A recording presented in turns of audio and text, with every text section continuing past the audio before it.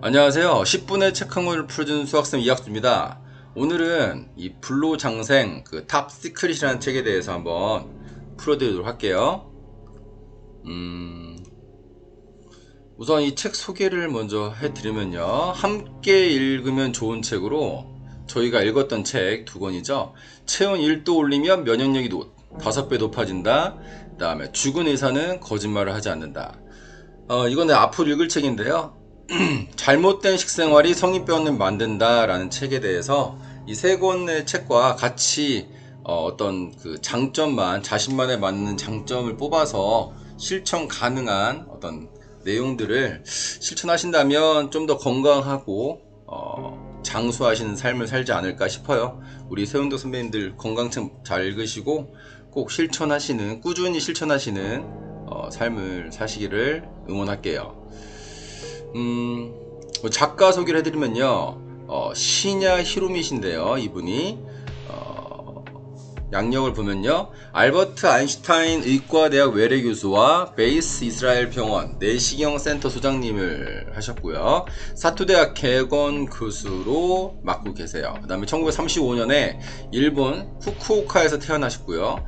1960년도에 준텐도 대학 의학부를 졸업하고 3년 후에 미국으로 유학을 가셨고 1968년 베스 이스라엘 병원에서 수련의로 근무할 때 대장 전역에 걸친 대장 내시경 삽입술을 개발했고요. 그 이듬해 세계 최초로 개복 수술을 하지 않고 대장 내시경을 이용한 대장 용종, 플립을 제거한 수술에 성공했죠. 저도 이 혜택을 봤는데요. 그 이 분야 최고의 권위자로 활약하며 40여 년 동안 미국과 일본에서 35만 건에 이르는 내시경 검사와 수술을 했습니다. 일본에서 밀리언셀러를 기록한 병안 걸리고 사는 법 시리즈를 비롯해서 위장이 말해주는 것, 위와 장의 상태로 본 건강 장수법, 효소력 혁명, 병에 걸리지 않기 위한 7계명 등 다수의 저서가 있습니다. 이 책의 전체적인 핵심 내용은 프롤로그를 한번 살펴봤는데요. 영원한 젊음은 누구나의 소원이죠. 그러기 위해서는 몸과 마음 양쪽에서 젊음의 비결을 찾는 게 중요하다는 건데요. 그렇다면 과연 노화란 무엇인가 라고 이제 얘기를 해주는데요. 이 분이 정의를 내리는 것은 효소의 힘이 쇠퇴한 것이다 라고 얘기를 해줘요. 그래서 이 책의 핵심 단어죠. 그러니까 키포인트 중에 키포인트인데 효소죠. 효소는 이제 엔자임이라고 하는데요. 생물의 세포내에 만들어지는 단백질성 촉매의 총칭이고요. 노화 방지의 삶은 어떻게 살아야 되는 것인가? 몸이 산성화되는 식생활을 삼가하고요. 효소의 힘이 소모되지 않는 삶을 살아야 된다. 자, 앞으로 계속적으로 이 두 가지 내용에 대해서 다뤄주실 건데요. 그 다음에 나이에 비해 가장 젊어 보이는 사람의 모습이 바로 실제 나이에 맞는 모습이다.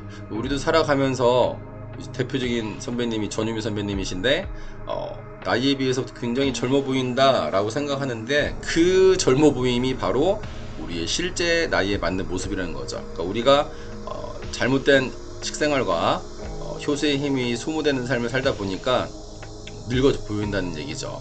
몸과 마음이 더불어 젊어지는 법을 실천했을 때 비로소 본래의 젊음을 얻을 수 있다. 자, 앞으로 한번 어떤 그 비법들이 있는지 살펴보도록 할게요. 우선 처음 나오는 내용이요. 1장에 젊어 보이는 사람과 늙어 보이는 사람이라는 내용이고요. 그 중에 1번 챕터가 피부로 장애를 할 수 있다. 장상과 인상은 밀접한 관계가 있다라고 하는데요. 여기서 인상이란 건 피부, 얼굴빛, 표정, 눈동자, 잘생기고 못생기고 이런 개념이 아니고요. 그 사람이 이런 부분들을 얘기하는 거고요. 젊어 보이는 사람의 특징은 탄력 있고 싱싱한 피부, 그 다음에 효소를 많이 함유한 식품을 섭취한다는 거고요. 그럼 효소가 부족한 경우는 어떻게 되느냐? 너무나 많은 병들에 걸리는데요. 증상들이 나오는데 변비, 설사, 냄새나는 변, 피부 트러블, 냉증, 식욕불능 등의 광범위한 증상이 나타난다는 거죠. 두 번째는요. 왜 여자는 남편을 여의면 젊어질까? 라는 부분에서 어떤 그 본능적인 부분에 대한 그 설명은 생략하고요. 젊어지고 싶으면 사랑을 하라 라는 부분이 핵심인 것 같아요. 그러니까 어떤 대상에 대해서 내가 사랑하는 마음을 가지면 젊어지는 효과가 있는 거죠. 우리 주위에서도 예전부터 많이 듣던 말들이죠. 그다음 꿈을 그거 말고도 이젠 내 마음속에 뭔가 강력하게 이루고 싶은 꿈이 있다든가 아니면 누군가에게 도움을 주고 싶다든가 이런 어떤 본인이 열정을 다해서 할 수 있는 대상이라든가 일이 있다면 같은 효과가 나타난다고 얘기를 하고 있어요. 그다음 세 번째 챕터는요, 100세가 넘은 사람의 장상은 이라는 부분인데요. 우리가 이제 상식적으로 100세 넘으면 장상이 안 좋지 않을까 싶은데 아니라는 거죠. 장상이 깨끗하기 때문에 장수할 수 있다는 거죠. 그래서 궤양성 대장염은 우유의 과잉 섭취와 밀접한 관계가 있어요. 저도 우유를 막 좋아하는 건 아니지만 우유를 먹었을 때 막 그렇게 깔끔하진 않거든요. 어떤 그 소화시킬 느낌이. 그렇기 때문에 우유의 좀 섭취를 과잉은 아닌 적당한 섭취를 하겠다라는 생각을 했고요. 네 번째 챕터는요, 병이든 노화든 원인은 장이다 라는 부분이죠. 이 분이 핵심적으로 건강에 대해서 포인트를 잡는 게 장이에요. 장. 뭐 위장, 소장, 대장, 이 장인데요. 노화의 최대의 원인은 산화라는 거죠. 산화식품을 많이 먹을 때 우리는 노화가 되는데 효소가 많으면 산화되지 않는다는 거죠. 아주 중요한 사실인데요. 그렇다면 효소를 어떻게 늘릴 것인가 라는 게 우리가 이제 집중을 해야겠죠.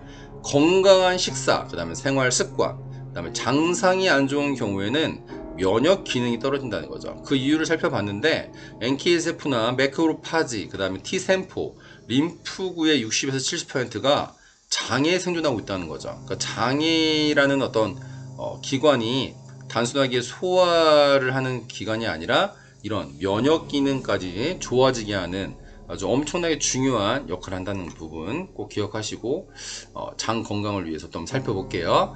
다섯 번째, 노화를 촉진하는 음식인데요. 여기서는 7가지 건강법을 얘기해주고 있어요. 올바른 식사, 좋은 물, 올바른 배설, 올바른 호흡, 적절한 운동, 충분한 휴식, 그 다음에 수면, 웃음과 행복. 이 7가지가 적절히 조화를 이루고 균형을 이뤘을 때 우리는 건강한 삶을 살 수 있다는 거죠.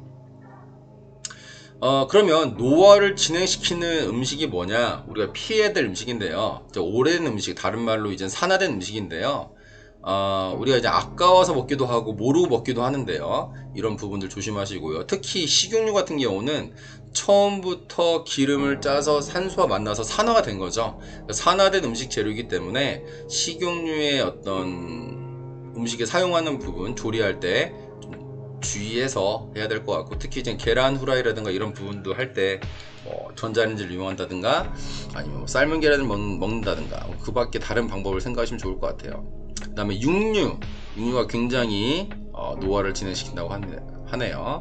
육류를 굉장히 저도 좋아는 하지만 물론 생선류, 해산물류를 더 좋아하긴 해요. 근데 육류도 굉장히 좋아합니다.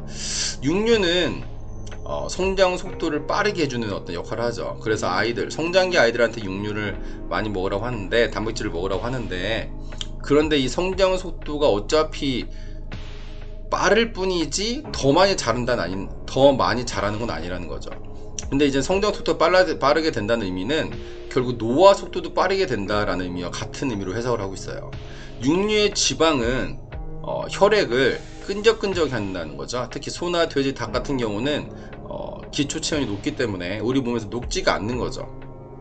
그래서 그 끈적끈적한 것이 이제 혈액순환이 나빠지게 하는 병의 원인이 된다는 얘기죠. 여섯 번째, 고운 살결을 만들어주는 식품인데요.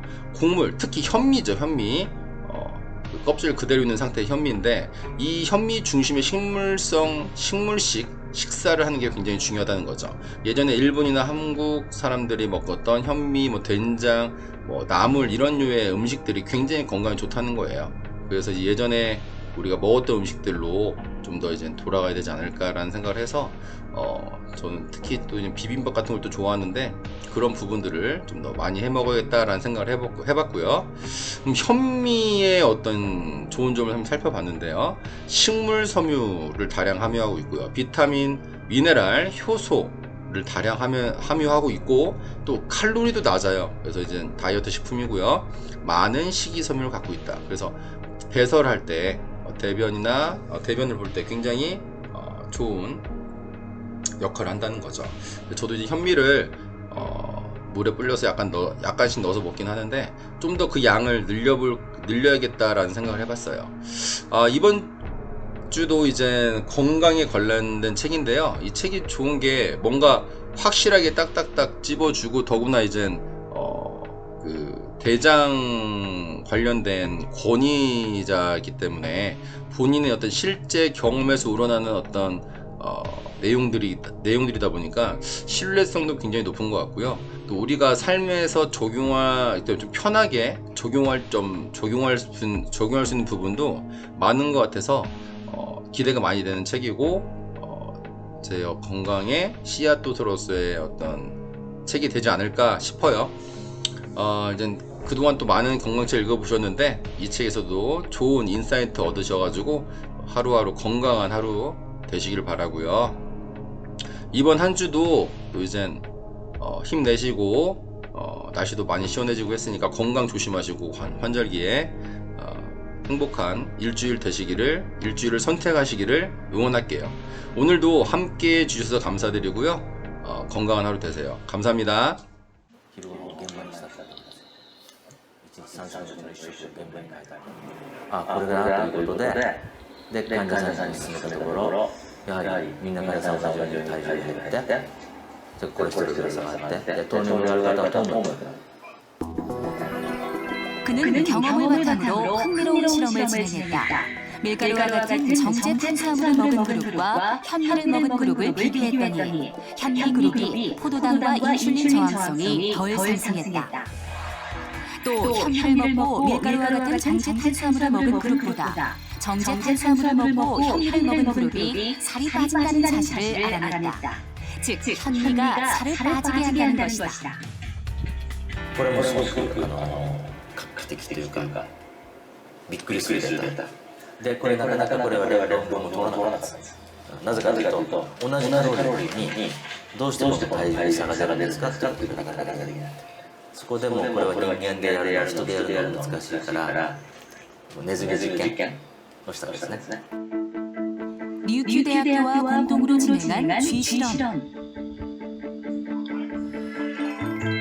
현미와 현미 속 주요 성분인 감마오리자놀이 포도당 대사를 개선시키고 뇌의 스트레스를 낮춰줌으로써 고지방 음식을 덜 당기게 한다는 사실을 밝혀냈다.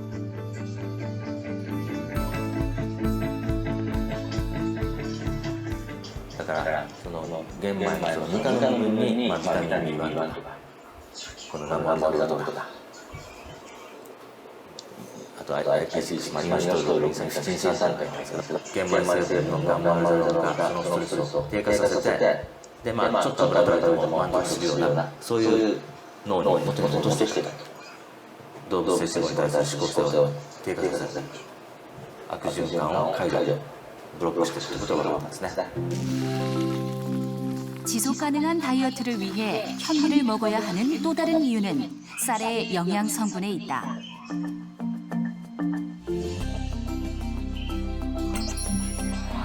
현미 다이어트를 하는 동안 다른 식사량을 줄이더라도 충분한 영양 섭취가 가능하다.